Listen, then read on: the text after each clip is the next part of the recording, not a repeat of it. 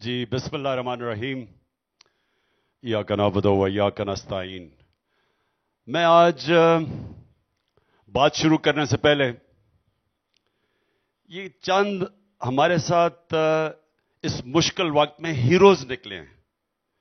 لیکن جب جنگ ہوتی ہے نا تو تغمے تب ہی دیے جاتے ہیں، جنگوں کے اندر ہیروز نکلتے ہیں۔ مشکل وقت کے اندر آپ کو نظر آتا ہے کہ کون مشکل وقت کا آپ کا ساتھی ہے۔ آپ کو لوگوں کی نظریے کی سمجھ آ جاتی ہے کہ کون نظریاتی طور پہ آپ کے ساتھ ہے اور کون آپ کے ساتھ فصلی بٹیرے ہیں۔ یہ بڑا ایک اللہ کرم کرتا ہے کہ جب ایک انسان کو، ایک ملک کو، ایک پارٹی کو جب یہ اونچ نیچ سے گزارتا ہے، مشکل وقت سے گزارتا ہے، تو اس میں لوگوں کی پہچان سامنے آ جاتی ہے۔ اللہ قرآن میں کہتا ہے کہ میں تمہارے ایمان کو بار بار مشکلوں سے آزماؤں گا۔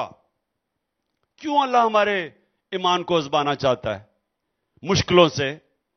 کیونکہ وہ جب امتحان آتا ہے، جب مشکل وقت آتا ہے، تو جو ایمان والا آدمی ہے وہ اللہ پہ ایمان رکھ کے مشکل وقت پہ صبر کرتا ہے، کیونکہ قرآن کی آیت ہے ہر مشکل کے بعد میں آسانیاں پیدا کرتا ہوں۔ تو ان میں صبر آ جاتا ہے کہ ہاں ٹھیک ہے، مشکل وقت ہے، میں اسے نکل جاؤں گا۔ وہ پھر ہر قسم کی مشکل برداشت کرتا ہے۔ اور ہمیشہ یاد رکھیں اپنے نبی صلی اللہ علیہ وسلم کی سیرت، ان کی زندگی، ان کا شریعہ، ان کی سنت، کیونکہ دنیا میں ان سے کوئی عظیم آدمی نہیں آیا۔ اللہ جب کہتا ہے ان کے راستے پہ چلو، آپ کی بہتری کے لیے کہتا ہے۔ اللہ کو تو کوئی فائدہ نہیں پہنچا سکتا۔ ہمارے لیے یہ ہے کہ جب آپ ان کی زندگی سے سیکھ کے عمل کرو گے تو آپ زندگی میں اوپر چلے جاؤ گے۔ جو معاشرہ ان کی سنت پہ چلے گا، چاہے وہ مسلمان ہو یا نہیں ہو، وہ اوپر چلا جائے گا، کیونکہ وہ رحمت للعالمین تھے، سب انسانوں کے لیے رحمت بن کے آئے تھے۔ یہ آپ نے بڑا غور سے سمجھنا ہے۔ اگر یہودی زیادہ انہوں نے جو ہمیں حکم کیا کہ کیسے زندگی گزارنی، اگر وہ چلیں گے وہ اوپر چلے جائیں گے۔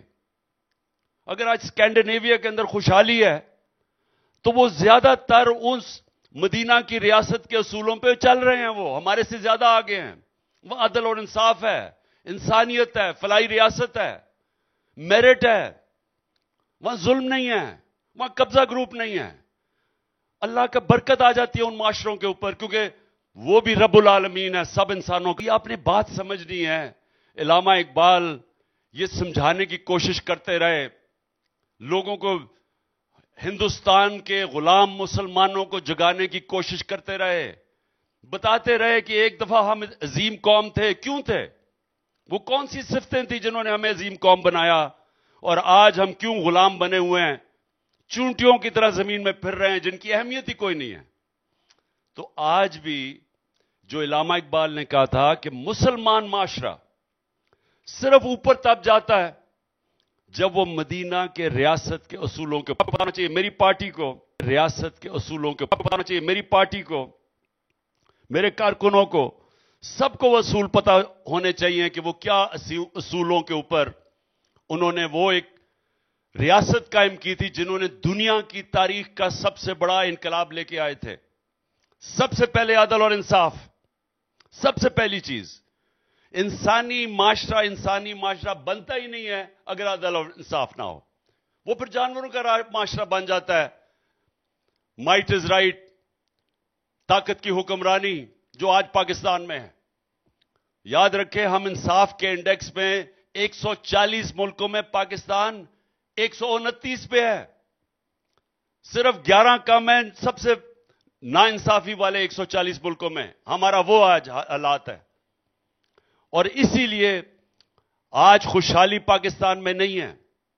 اس لیے نہیں ہے کہ دوسری چیز نہیں ہے کہ دوسری چیز فلاحی ریاست، انسانیت کا نظام، جدھر ہم پرواہ کرتے ہیں، ہمارے میں رحم ہوتا ہے، ہمارے میں احساس ہوتا ہے کمزور طبقے کا۔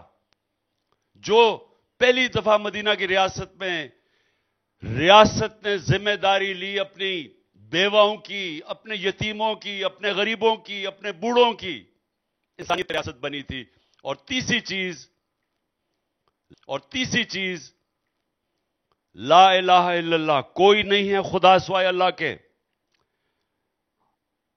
کوئی بھی مسلمان ریاست جو لا الہ الا اللہ پہ کھڑی ہوتی ہے وہ کبھی کسی سپر پاور کے سامنے نہیں جھکتی، وہ غلامی کسی کی نہیں کرتی، وہ آزاد اور خوددار قوم ہوتی ہے، اس میں غیرت ہوتی ہے۔ پرائم منسٹر جا کے یہ نہیں کہتا کہ میں مانگنے تو نہیں آیا لیکن میں مجبور ہوں، وہ یہ نہیں کہتا کہ میں مانگنے تو نہیں آیا لیکن میں مجبور ہوں، وہ یہ نہیں کہتا، وہ خوددار ہوتا ہے۔ کیونکہ ہم کس کی امت ہیں؟ دنیا کے سب سے عظیم لیڈر کی ہم امت ہے، نبی صلی اللہ علیہ وسلم۔ جب 2 سپر پاورز تھیں، ابھی مسلمان تھوڑے سے ہی تھے، وہ خط لکھتے ہیں دوسرے سپر پاور کے سربراہ کو اور اناؤنس کرتے ہیں کہ میں اللہ کا پیغام لے کے آیا ہوں، اور اگر تم مانو گے تو اپنی بہتری کے لیے اس پیغام پہ چلو گے، نہیں تو تم تباہ ہو جاؤ گے۔ اور وہی ہوا۔ 10 سال اس خط کے بعد دونوں سپر پاورز نے گھٹنے ٹیک دیے۔ یہ تاریخ کا ایک حصہ ہے، یہ کبھی ایسے نہیں ہوا۔ تو اس لیے میرے تحریک انصاف کے کارکنوں، ہمیشہ سمجھنا کہ آپ ایک نظریاتی لوگ ہیں۔ آپ کا نظریہ کیا ہے؟ آپ کا نظریہ ہے جو کہ جس میں یہ پاکستان جس نظریے پہ بنا تھا، اسلامی فلاحی ریاست، اور وہ تھی ماڈل تھا مدینہ کا۔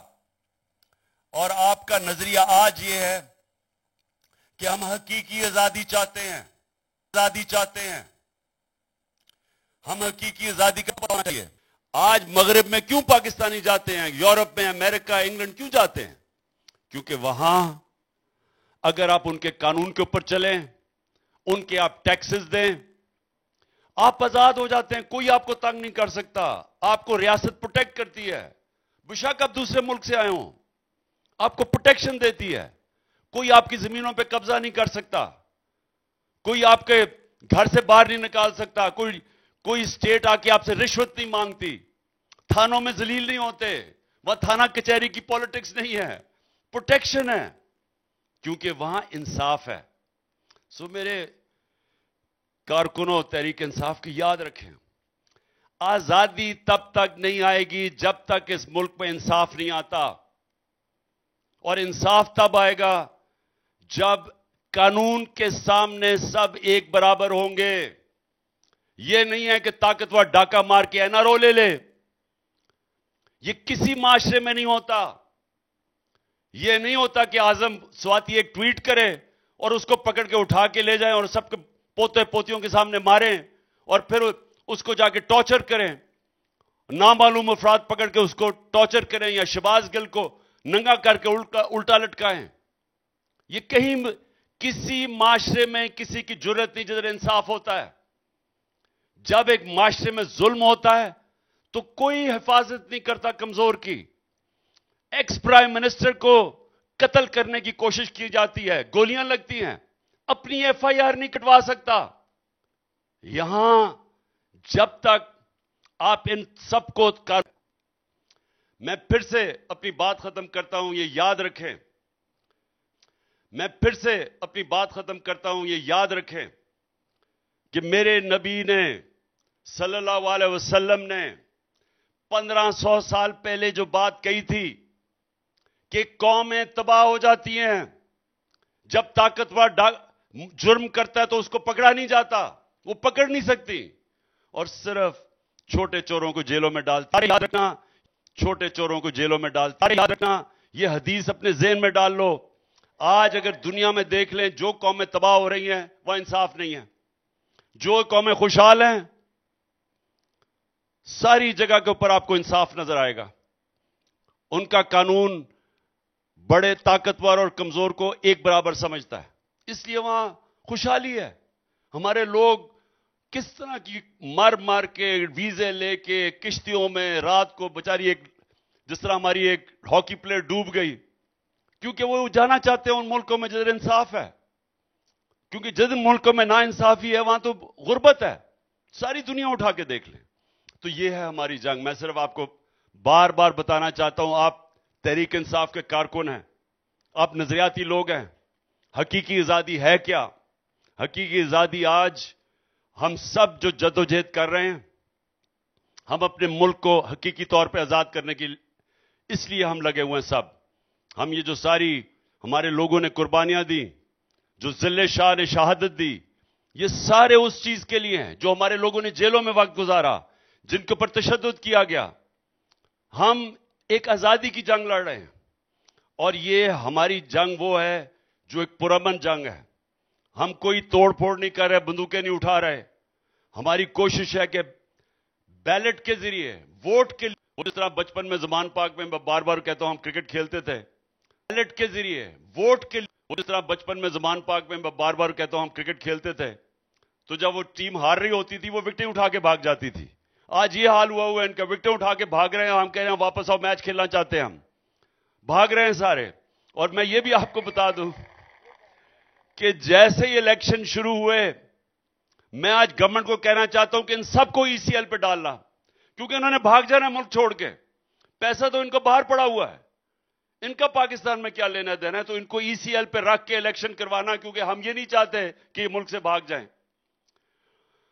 اور میں آخر میں فیصل جاوید آپ کو، ابرار آپ کو، اور نجم شراز آپ کو خاص طور پہ میں آج آپ کو اسپیشلی خراج تحسین پیش کر رہا ہوں کہ آپ نے آ کے لوگوں کو جس طرح موٹیویٹ کیا، لوگوں کو آپ نے انٹرٹین کیا، نعتیں پڑھی، حمد پڑھی، یا لوگوں کو آپ نے انٹرٹین کیا، نعتیں پڑھی، حمد پڑھی، لوگوں کو بتانے کی کوشش کری کہ ہم انسان اور جانور میں فرق کیا ہے.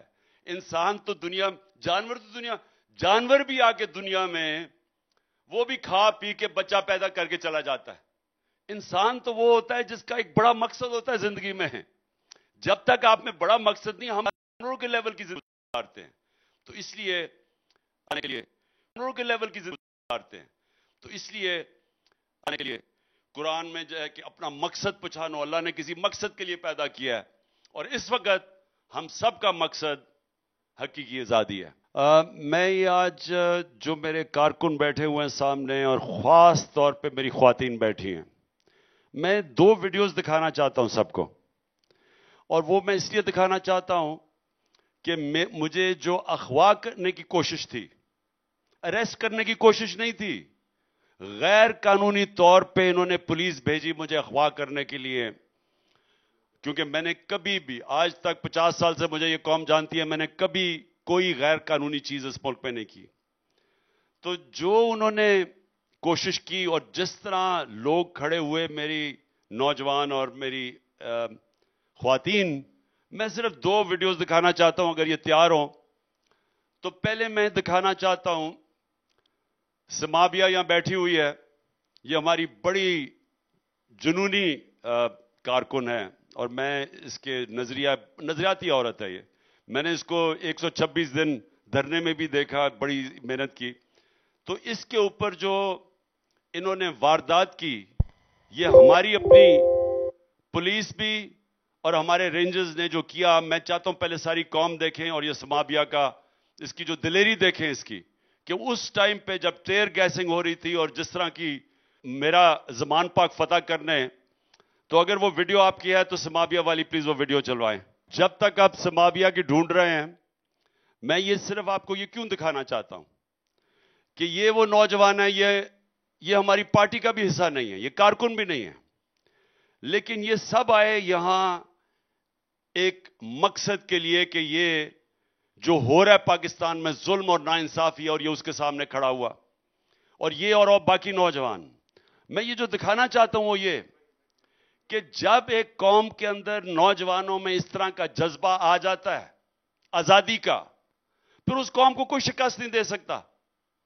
پھر اس قوم کو، جس طرح انہوں نے کہا کہ فخری صاحب نے کہا کہ جب تیر نکل جاتا ہے کمان سے، جب ایک آئیڈیا، ایک نظریہ عوام کے اندر آ جاتا ہے، اور اس طرح کے نوجوان جب کھڑے ہو جاتے ہیں کہ ساری رات ٹیئر گیس شیلنگ کی، بھاری فوج، दोनों तरफ से रेंजर्स, पुलिस, जिस तरह उन्होंने हमारे ऊपर, और जो इन्होंने वाटर कैनन इस्तेमाल की, और ये कई घंटों की जद्दोजहद के बाद ये नौजवान का जज्बा देखें कि ये सारे भंगड़ा डाल रहे हैं, ऊपर पानी फेंक रहे हैं, टेयर गैसिंग इतनी थी।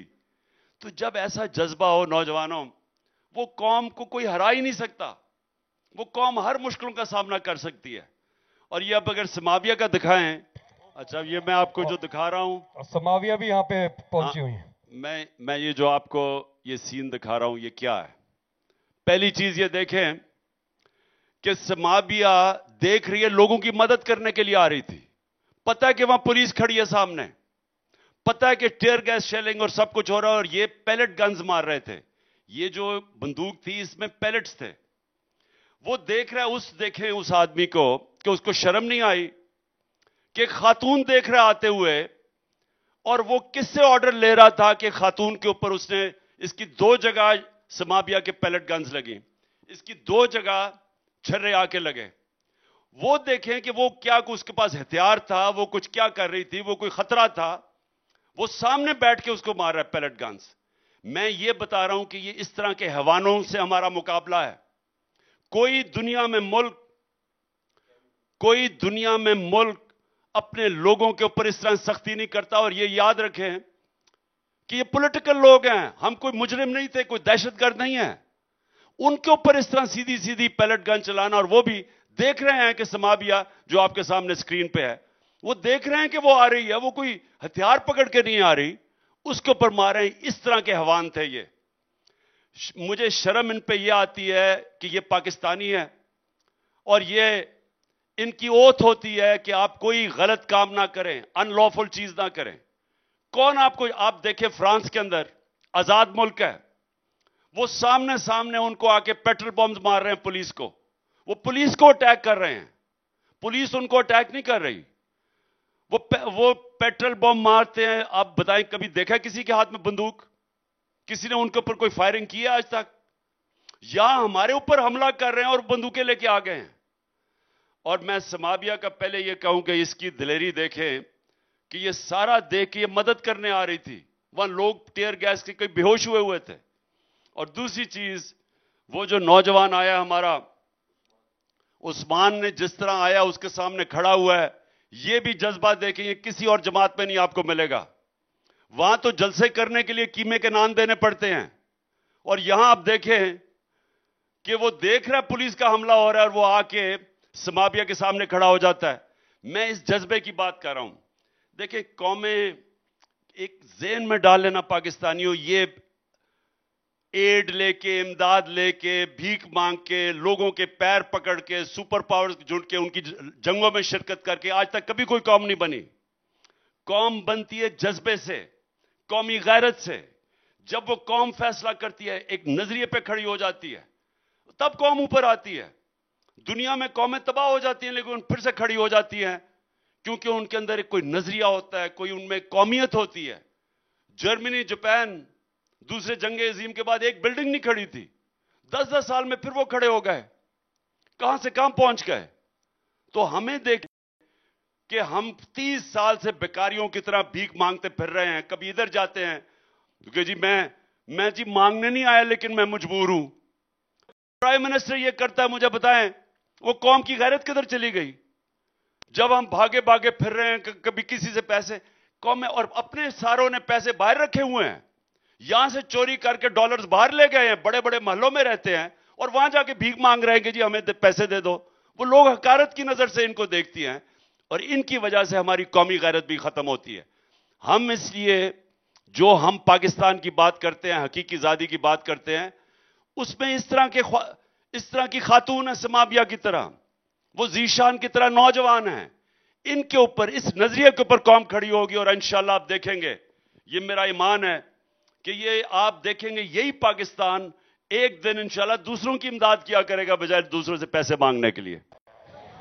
देखें, पहले तो कोशिश इंसान करता है, कामयाबी अल्लाह देता है, तो हम पूरी कोशिश करेंगे। और ये इलेक्शन में ये सारा पाकिस्तान जोर लगाएगा इस इलेक्शन में, क्योंकि सबको पता है कि یہ پاکستان کا مستقبل کا الیکشن ہونے والا ہے. ایسا کبھی بھی پاکستان کی تاریخ میں الیکشن نہیں ہوا. تو انشاءاللہ سر، اب مجھے تو اپنی قوم کو میں جانتا ہوں. 27 سال پہلے پارٹی شروع کی تھی اور میں نے آہستہ آہستہ دیکھا کہ قوم کو جاگتے ہوئے. اور جو بھی فخری صاحب نے بات بالکل ٹھیک کی کہ ہم ایک ہجوم کو قوم بنتے دیکھ رہے ہیں، اور جب وہ قوم بن جاتی ہے پھر سے میں آپ کو کہتا ہوں کوئی اس کو شکست نہیں دے سکتا. دیکھیں ہم نے کرنا کیا ہے. ہم نے صرف ایک کام کرنی ہے، اور پھر کبھی ایک چیز نہ بھولیں. ایک قوم کسی مقصد کے لیے بنی تھی. ہمارے فاؤنڈنگ فادرز، انہوں نے بڑی مشکلوں سے ایک ڈاکیومنٹ بنائی تھی جس کو کہتے ہیں قرارداد پاکستان، آبجیکٹو ریزولوشن. اس میں ہم نے، ہمارے جنہوں نے پاکستان کو بنایا تھا، انہوں نے اس کا بتایا تھا کہ پاکستان کیسا ہوگا، اور وہ تھا اسلامی فلاحی ریاست. اور جب ہم اس کی بات کرتے ہیں تو وہ ہے مدینہ کی ریاست کے اوپر. مدینہ کی ریاست میں سب سے پہلی چیز کیا کی گئی تھی؟ دنیا کے سب سے عظیم لیڈر نے سب سے پہلے عدل اور انصاف قائم کیا تھا.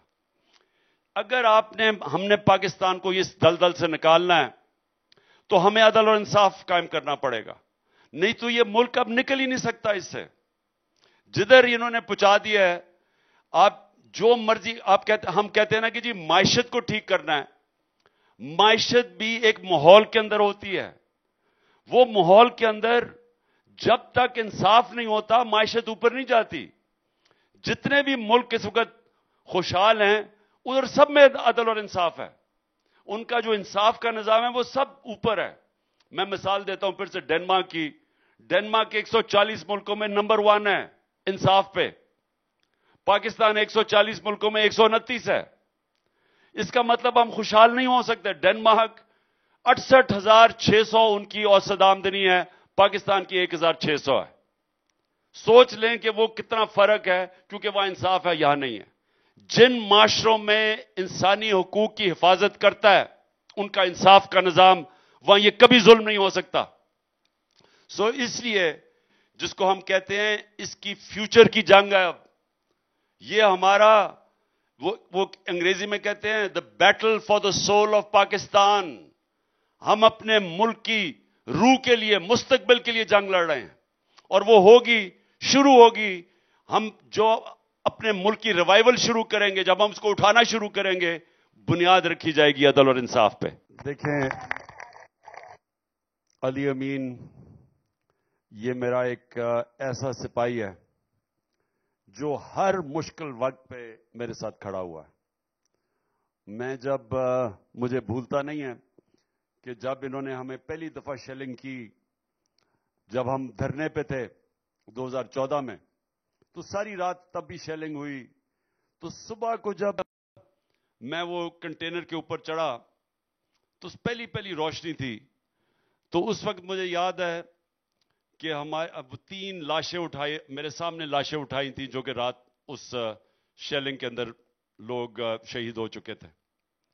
لیکن جو میں نے چند لوگ کنٹینر کے ارد گرد کھڑے دیکھے، انہوں میں سے ایک علی امین تھا. اور وہ میں یہ بھول نہیں اس لیے سکتا کہ یہ وہ مشکل وقت کے لوگ، جب سب سے زیادہ پریشر تھا تو وہ کھڑا تھا ساتھ. کہ یہ میرا ایک وہ سپاہی ہے جو ہر وقت مجھے پتا یہ میرے ساتھ کھڑا ہوگا، اور اس لیے اس کو یہ چکر دے رہے ہیں. ایک مجھے بھی پیغام دے رہے ہیں اور میری پارٹی کے لوگوں کو بھی پیغام دے رہے ہیں کہ شاید ہم اس کے لیے ہم شاید حوصلہ ہار جائیں یا ہم پیچھے ہٹ جائیں. میں ان بیوقوف احمقوں کو بتانا چاہتا ہوں کہ آپ تو ہماری پارٹی میں اور زیادہ ہمارا جذبہ بڑھتا جا رہا ہے. ہم تو اور جس طرح کی آپ حرکتیں کر رہے ہیں، ہم تو اور پرعزم ہیں کہ ہم نے جب تک ایسے ظلم کا مقابلہ نہیں کیا تو اس سے تو بہتر ہے ہم اس کی غلامی کرنے سے پہلے تو موت ہمیں آ جائے. میں تو اور کنونسڈ ہوں. دیکھیں انہوں نے میرے پہ پہلے قاتلانہ حملہ کیا، وہ آپ کو سب کو پتا ہے. اس کے بعد 3 دفعہ اور انہوں نے میرے پہ قاتلانہ حملہ کیا. 2 تو پتہ نہیں کیونکہ وہ اور طریقے سے زہر دینے کی کوشش کی. ایک دفعہ جو انہوں نے مجھے خاص طور پہ پلان کیا تھا جوڈیشل کمپلیکس میں اسلام آباد میں، اللہ بچانے والا ہے، زندگی موت اس کے ہاتھ میں ہے. انہوں نے پوری اپنی طرف سے پلان کیا ہوا تھا. اور میں آپ ساری قوم کو آج بتانا چاہتا ہوں کہ اگر مجھے نہ اس کی فکر، ہاں احتیاط کر رہا ہوں لیکن مارنے کی تو مجھے کوشش کر رہے ہیں. اگر مجھے فکر نہیں ہے، میں احتیاط کرنا تو ہمارا نبی کا کال ہے کہ اپنی احتیاط کرو، لیکن میں یہ آپ کو کہہ دوں کہ جب تک میں زندہ ہوں میں ان ظالموں کا مقابلہ کروں گا. میرے کبھی اگر ان کے سامنے سر جھکانے سے بہتر ہے کہ موت. اور یہ آپ سن لو کہ کبھی بھی جب آپ آزادی کی جنگ لڑتے ہیں تو کوئی آزادی پلیٹ میں آپ کو نہیں پکڑائے گا، کوئی زنجیریں خود نہیں کھول دیتا، زنجیریں توڑنی پڑتی ہیں، آزادی کے لیے جدوجہد کرنی پڑتی ہے. اعظم سواتی جیسے ایک سینیٹر کو جو سب کچھ باہر سے کمائی کر کے پاکستان آیا، اس کو ننگا کر کے اس کو ٹارچر کریں، پوچھنے والا کوئی نہیں ہے. میں اپنی ایف آئی آر رجسٹر نہیں کروا سکا. سو ساری قوم سمجھ جائیں کہ یہ جب بھی میں نے زندگی میں کوئی کام کیا نا، میں آپ کو یہ بھی کہہ دوں، میں جب فیصلہ کر لیتا ہوں، اور میں یہ چاہتا ہوں نوجوانوں آپ بھی یہ سمجھ جائیں، کامیابی کا ایک راز ہے، جب ایک فیصلہ ہو جاتا ہے پھر اپنے سے وعدہ کریں کہ یا میں کامیاب ہوں یا میں مر جاؤں گا، لیکن میں نے ہار نہیں ماننی. یہ زندگی میں جب آپ کریں گے کوئی کسی کو شکست نہیں دے سکتا. جب وہ یہ فیصلہ کر لیتا ہے کہ یا کامیاب ہوں گا یا میں مر جاؤں گا، لیکن میں نے لاسٹ گیند تک لڑتے رہنا، میں نے ہار نہیں مانی. یہ میرے کارکنوں، یہ ساری ہمیشہ میری بات یاد رکھنا. کبھی کوئی کامیاب نہیں ہوتا جو آدھا پیر ادھر رکھتا ہے. جب برا وقت آتا ہے تو وہ سوچتا ہے کہ پی ٹی آئی چھوڑ کے کسی اور پارٹی میں چلا جاؤں.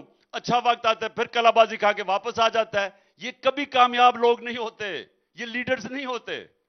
لیڈر وہ ہوتا ہے جو فیصلہ کرتا ہے. جس طرح طارق بن زیاد نے جب میں اترا تو کشتیاں جلا دی کہ یا میں کامیاب ہوں گا یا مر جاؤں گا. یہ آپ میں سب میں آپ چاہتا ہوں میرے کارکن سب یاد رکھیں کہ یہ آپ آزادی کے لیے آپ لڑ رہے ہیں. ہم سب عزم کر لیں کہ ہم نے مستقبل تو صرف آزاد قوموں کا ہے. غلام تو اچھے غلام ہی بنتے ہیں. دیکھیں، میں ایک چیز آپ کو کہنا چاہتا ہوں کہ میری پوری کوشش ہے کہ تحریک انصاف ایک پارٹی میرٹ کے اوپر بنے. اور میرٹ کا مطلب یہ ہوتا ہے کہ وہ لوگ جو کام کرتے ہیں وہ آٹومیٹکلی اوپر آنا چاہیے. ابھی تک ہم صحیح معنی میں میرٹ لا نہیں سکے. اب میں آپ اس کی وجہ بتاتا ہوں کیا ہے. دیکھیں، میرٹ کا سب سے بہتر اور آسان طریقہ ایک ہی ہے، اور وہ ہے پارٹی کے اندر الیکشنز. ہم جب پارٹی میں الیکشنز کروائیں عورتوں میں اور آدمیوں میں، تو اس کے اندر وہ الیکشنز میں خود ہی جو لوگ محنت کر رہے ہیں وہ اوپر آ جائیں گے.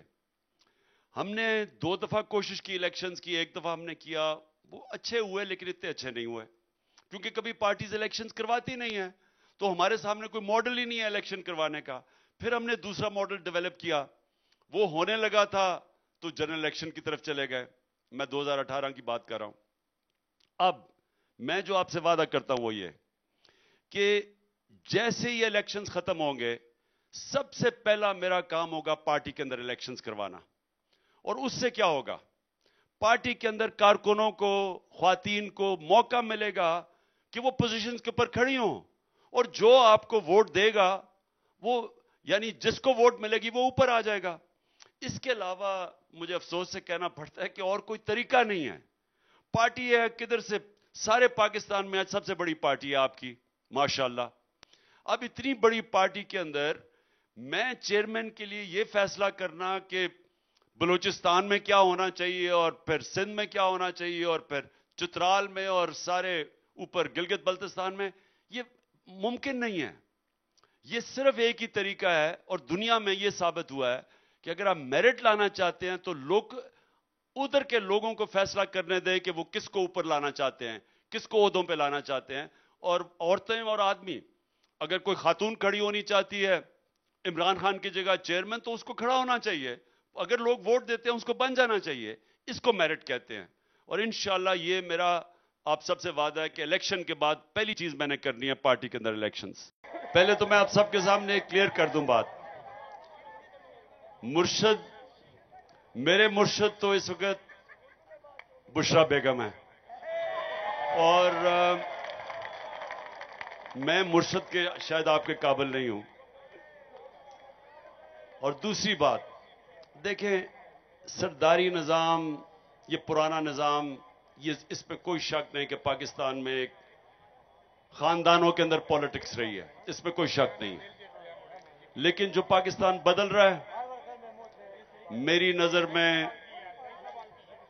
نظر میں وہ وقت دور نہیں ہے جب یہ ساری برادریاں، خاندان، سب کچھ پیچھے رہ جائیں گے، میرٹ صرف آگے آ جائے گی، جو جمہوریت ہوتی ہے. ہماری بدقسمتی کیا ہے کہ ہماری جمہوریت کو کبھی دیر تک چلی نہیں ہے. اگر جمہوریت چلتی رہے تو آہستہ آہستہ عوام خود ہی ان لوگوں کو سامنے لے کے آئیں گے جو میرٹ پہ ہیں. تو وہ سسٹم جس میں صفائی ہوتی ہے جمہوریت کے طریقے سے، وہ صفائی نہیں ہوئی ابھی تک. لیکن جو اب میں دیکھ رہا ہوں، اور یہ پہلی دفعہ پاکستان میں دیکھ رہا ہوں میں، کہ انشاءاللہ آپ دیکھیں گے کہ آہستہ آہستہ اوپر آنی شروع ہو جائے گی، نظریہ اوپر آ جائے گا. یہ خاندانی پالیٹکس، یہ جو جسے آپ کہتے ہیں کہ یہ جو فرزودہ نظام بیس ہوا ہے، وہی یہ دو خاندان جو شریف اور بھٹو، اور ان کے نیچے بھی خاندان چلے آ رہے ہیں، جس میں میرٹ کوئی نہیں ہے. جمہوریت نے بادشاہت کو کیوں ہرایا؟ کیونکہ بادشاہت کے اندر میرٹ نہیں تھی. جمہوریت جتنی بہتر جمہوریت اتنی میرٹ ہوتی ہے اس سسٹم میں، اس لیے وہ آگے نکل گئی.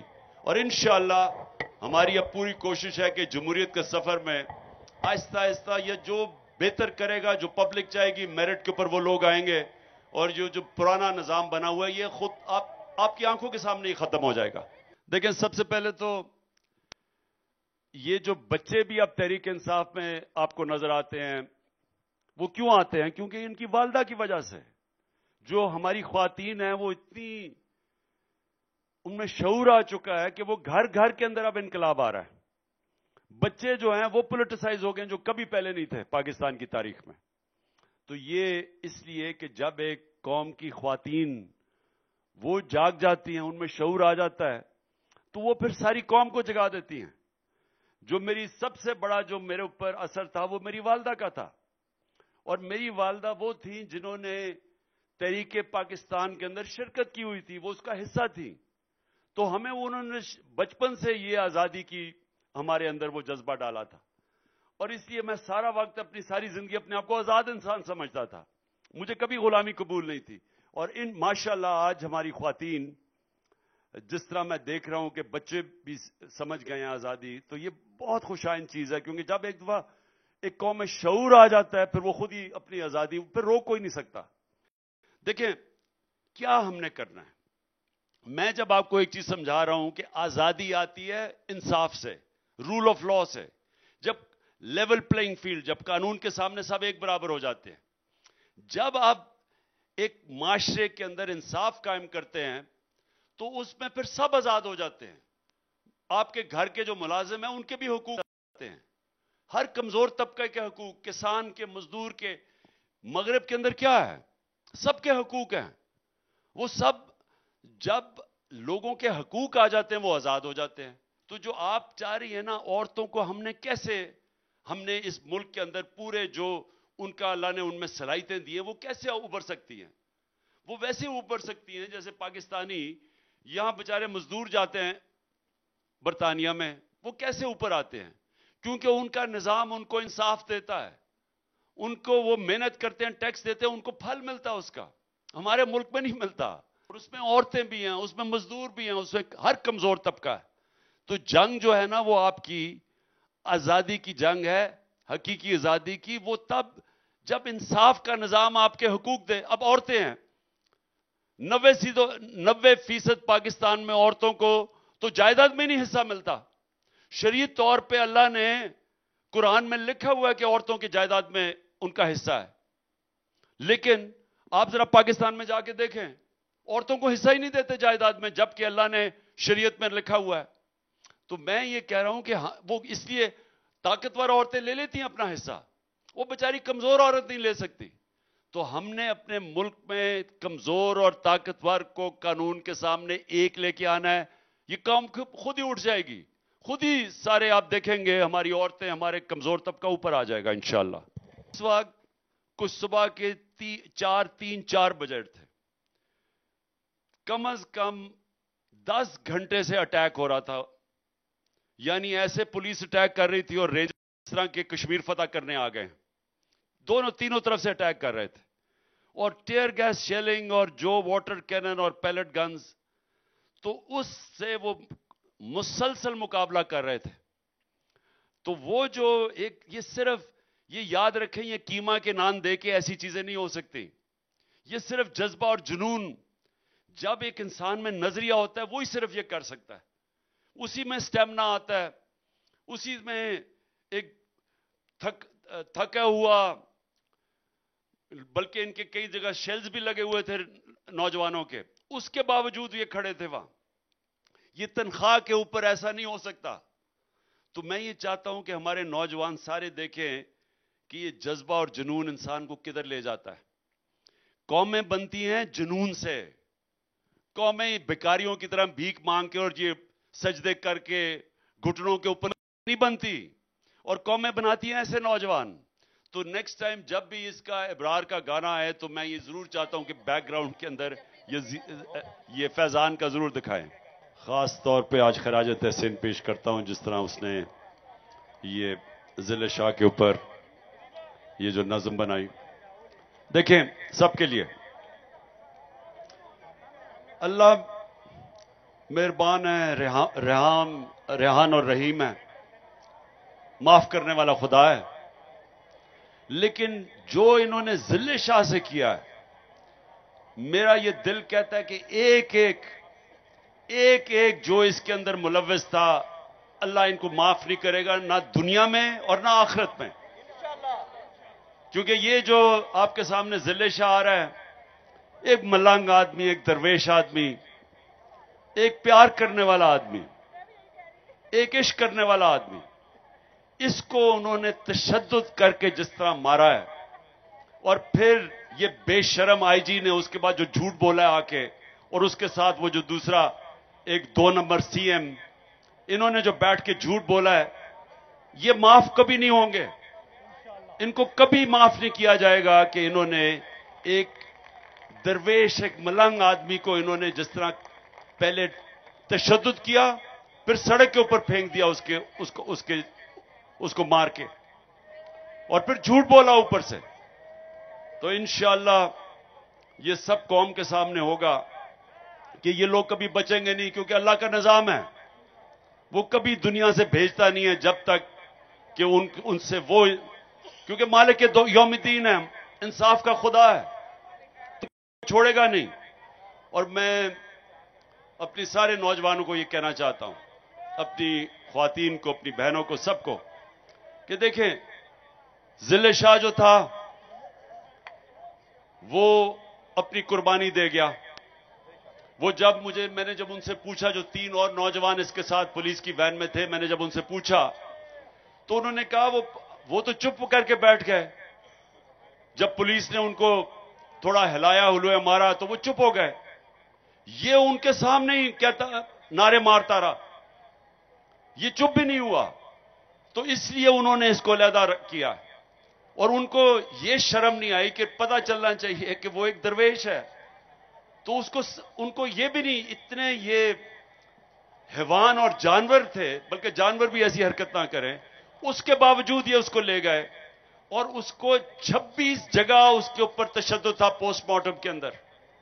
اور جیسا تشدد تھا، یعنی میں پھر سے کہتا ہوں کہ ان کو ہم تو چھوڑیں، ان کو اللہ نے نہیں چھوڑنا. کہ انشاءاللہ یہ ہمارا یہ کل بھی چلے گا، اور ہم اس کو اور زیادہ، یہ جو ہمارا کل اور آج ہوا عید کی چھٹیوں میں جو جشن، ہم کل بھی کریں گے، پرسوں بھی کریں گے، اور اس کے بعد ہر ویکنڈ پہ ہم کریں گے. کیونکہ ہماری کوشش یہ ہے کہ جو ہمارے نوجوان یہاں آتا ہے اس کی تربیت ہو، اس کو پاکستانیت کی سمجھ ہو، اس کو سمجھ ہو کہ جو یہ ملک بنا تھا لا الہ الا اللہ پہ، اس کا مقصد ہے کیا. یہ بڑا ایک عظیم خواب تھا ملک کا. یہ ہماری ایک جد و جہد جاری رہے گی، اور اس لیے ہمیں اپنے کارکنوں کی تربیت کرنی پڑے گی. اور میں نجم کو آخر میں یہ کہنا چاہتا ہوں کہ یہ جب میں 9 سال سے اللہ ہو سن رہا ہوں نجم کا، 9 سال سے دھرنے میں سے میں نے شروع کیا اس کا اللہ ہو سننا شروع کیا، اور ابھی بھی اسی طرح کا میرے اوپر افیکٹ ہوتا ہے جو 9 سال پہلے تھا. اور نجم یہ اس کی ہے کہ اللہ کا کلام ہے. اللہ کے کلام میں بڑی پاور ہوتی ہے. جب آپ اللہ کا نام ایسے لیتے ہیں تو میں ساری ابھی دیکھ بھی رہا تھا ساری آڈینس کو، سارے ہماری خواتین و حضرات جو یہاں آئے ہوئے ہیں، تو میں سب میں دیکھ رہا تھا کہ جیسے ہی وہ کلام آتا ہے تو ایک دم لوگوں کے جذبات سامنے آ جاتے ہیں. اور یہ اب سے نہیں، یہ میں دھرنے سے دیکھ رہا ہوں. تب سے اللہ ہو کا یہ جب ہم اللہ ہو گاتے ہیں تو یہ تب سے میں دیکھ رہا ہوں کہ اس کا ایفیکٹ ہمیشہ ہماری پبلک میں ہوتا ہے.